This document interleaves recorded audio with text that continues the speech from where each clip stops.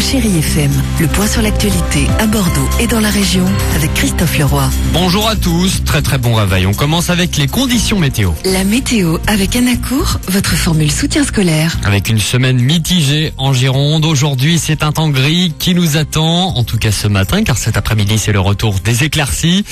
Le vent qui souffle aussi jusqu'à 80 km/h en rafale. Alors les températures ce matin, 10 à Bordeaux ainsi qu'à Lacanau, 9 à Belin-Bellier, 8 à Guîtres. Cet après-midi, le mercure grimpera jusqu'à 17 degrés. Demain, c'est encore du soleil qui nous attend et beaucoup de douceur.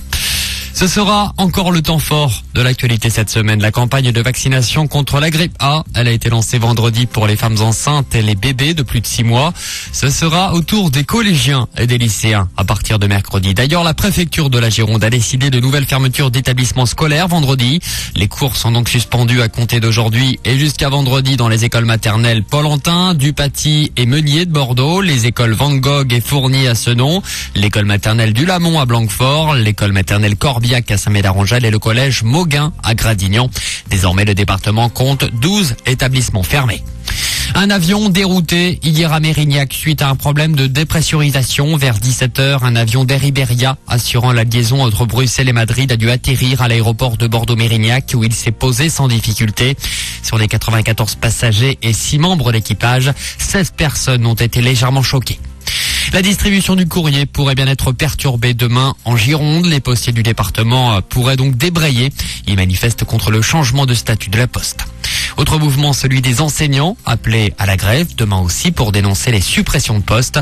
Le service minimum d'accueil devrait être mis en place dans plusieurs établissements. Pour une ville plus propre, plus de 120 étudiants de l'École nationale supérieure des arts et métiers ont participé hier à Bordeaux à une opération de nettoyage des quais rive gauche et quelques rues adjacentes. Une action dans le cadre de l'intégration des nouveaux étudiants pour les sensibiliser au respect de l'environnement. Enfin, le football, la défaite de Bordeaux à domicile samedi 1-0 face à Valenciennes. C'est donc Auxerre qui prend la tête du championnat de Ligue 1 après sa victoire 2-0 contre Monaco. Bordeaux est donc deuxième, mais à égalité de points avec Lyon, tenu en échec par Grenoble un partout. Autre mauvaise nouvelle, Yoann Gourcuff touché aux adducteurs et forfait pour le match de Ligue des Champions mercredi face à la Juventus.